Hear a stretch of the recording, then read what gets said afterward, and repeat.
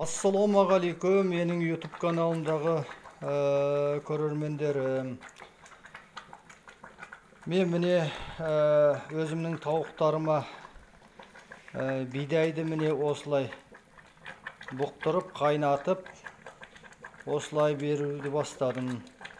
Mine осыны беріп жатқаныма 2-3 күн болды.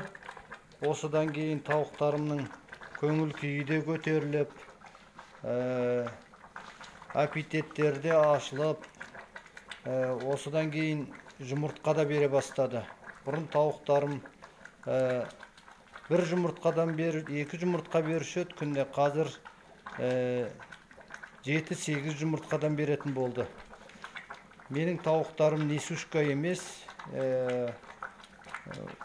менің тауықтарым үйдің тауықтары, амрокстар сосын.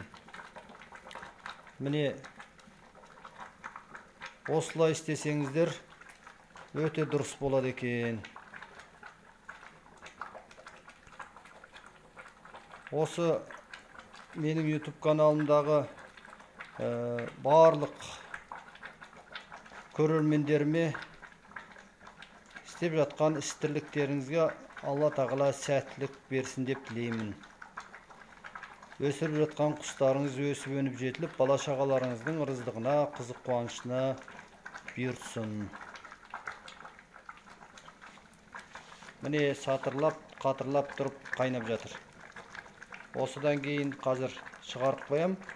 Бұл өсіп, екеше өсіп тұрады.